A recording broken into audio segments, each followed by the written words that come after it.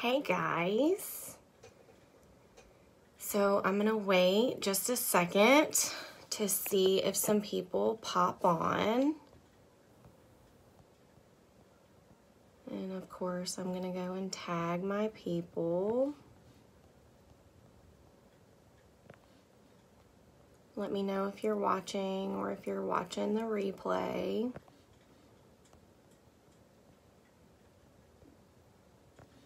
And I am going to get started here in just a second.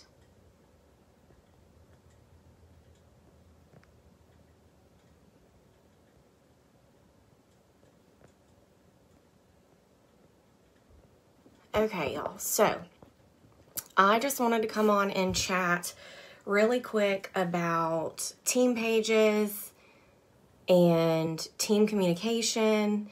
And like when I've had that question come up a lot, like when should I have my own team page?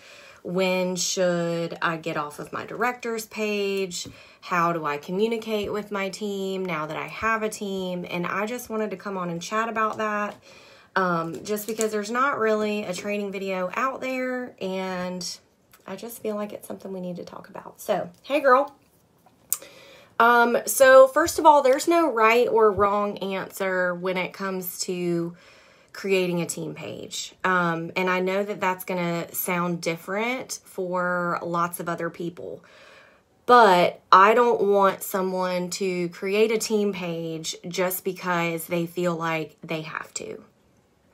It is more important for you to have a consistent way that you communicate with your team and touch base with them and train them than it is to just create a team page just because you hit a certain title, in my opinion.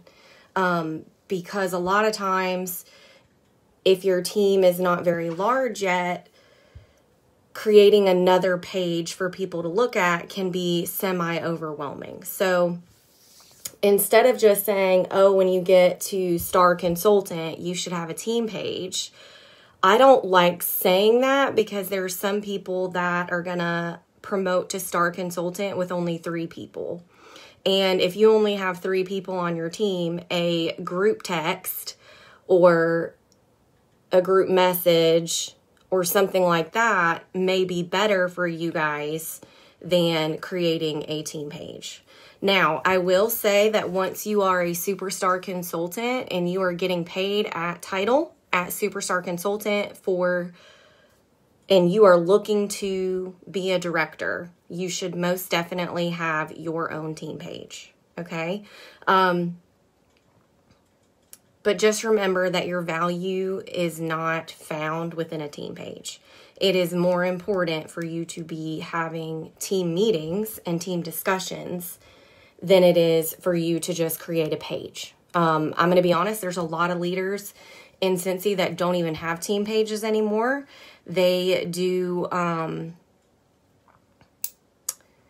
different apps like the app Band or Project Broadcast, or there's just lots of other ways that people do things besides just a Facebook team page. And so that's the first thing I wanted to talk about was just the whole team page thing. I believe that you should definitely have one when you are a superstar consultant. You can create one before that, but you want to make sure that it's bringing value to everybody and not just stressing people out. So you need to decide what that looks like. Now, with that being said, if you are a lead consultant, you should absolutely be having team chats or team meetings. It doesn't matter if you have 1 or 400 people on your team. If you are their leader, you have the right to have a team meeting because you are the one that is creating that culture.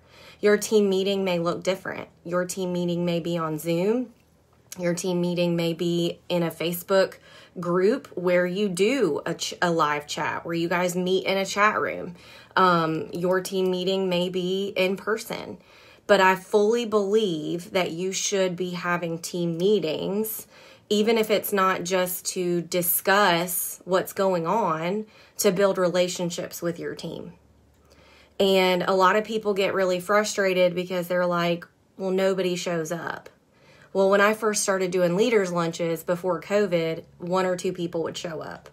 And then it eventually got to the point where there were so many people that we were having a hard time even going to restaurants because we couldn't get somewhere big enough. But if I hadn't have stuck with it, it would have never gotten to that. And I have a team of 380 people, and I'll have a team meeting that's announced months beforehand, and I still will only have about 10% of that show up. But you do it for the ones that do show up. A team meeting and building relationships with your team is more important than just creating a team page. Okay? Now, with that being said, I believe you should create a team page when you are a superstar consultant, maybe before that, depending on how large your team is.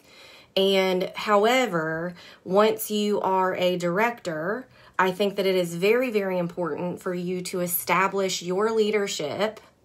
If that is really what you want to do, you want to be a director and you want to be successful and you want to have a team, I fully believe that you should have a team page that is separate from your director's page. Now, that does not mean the second that you promote, bye, leave. No, there can absolutely be a transition period.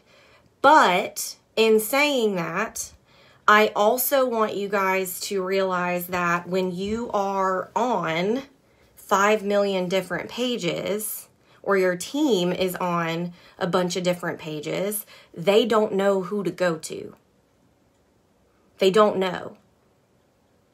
And as humans, if they're on my page, my team page, which I am cleaning out on the 1st, that has almost 700 people in it, versus your team page who may only have 60 people in it, they're very obviously going to go to my page because the answer is probably going to be, the question's probably going to be answered a lot faster. And my team page is going on 4-ish years now. So there's 4 years worth of information there that they can search. But I didn't start there. I started with a team page of only 30 people and no information, right? So you have to start somewhere. And as leaders, it's your job to lead the way of that.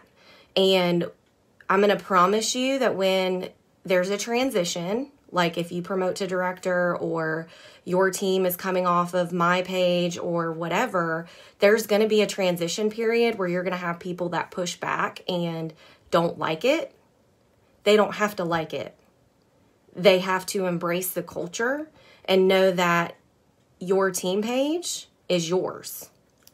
As leaders, as a director, or as anyone who's running a team page, your team page isn't for you. The team page is for your team. And I think that that's something that a lot of people think that like you have to do in Cincy. We don't have to do team pages. There's people that don't do them. So remind your people to take accountability for that. Because this leadership page, it can be really discouraging when it's very quiet. But I know I see a lot of people doing leadership things. But I can't beg people to post and share. But it's only going to be as good as we make it. And the same thing goes for y'all's team pages. So I just want you guys as leaders to decide how you're going to communicate with your team. Because communication and relationships, that is key. Not a Facebook group. Finding information is important, but once again, if you overwhelm people, they're going to do nothing. So there should be a singular place for them to go find information or find links to resources besides the workstation rather than 18 different places. And the more simple that we can make those things, the more success that I feel like everybody will have, because there won't be confusion. Okay?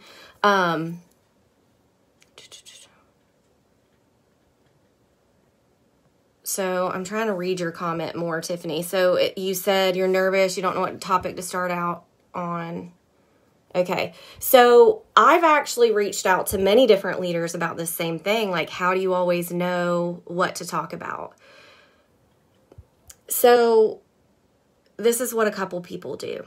They poll their team and they'll say, what are some things you want training on?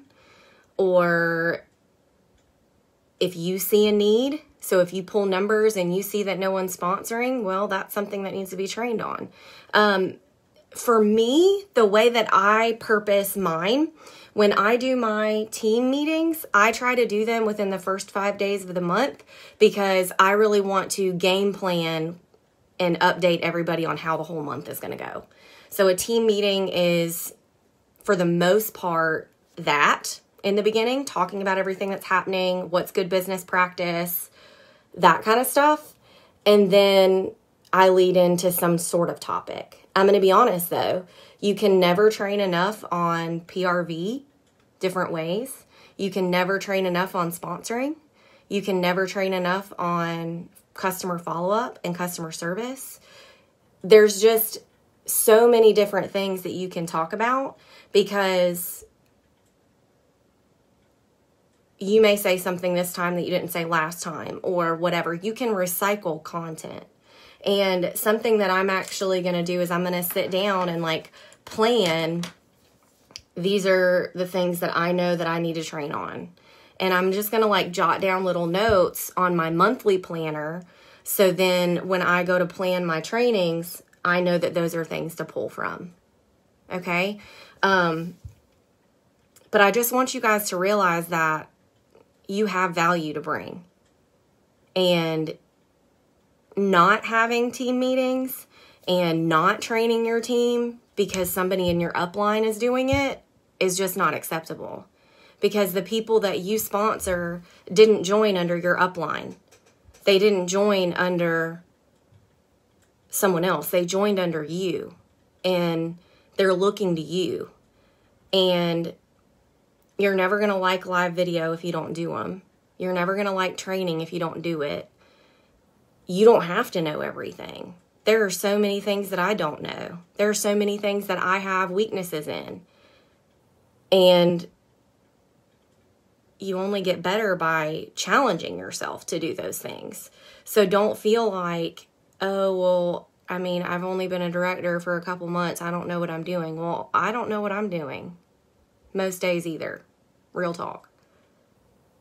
But you got to where you are for a reason. So know that team communication, relationship building should be focus number one. That should be focus number one. Having team meetings the second you have someone on your team, that should be number two. And team pages, I would talk to your director about what they feel like about it. As for when you should start one. But like I said, if you're a star consultant with only 3 people on your team, I don't think a team page is necessary right away. A group chat may work for you. You need to decide what's going to work for you and what isn't going to be just like saying the same things over and over and over again. Okay? So does anybody have any questions about that?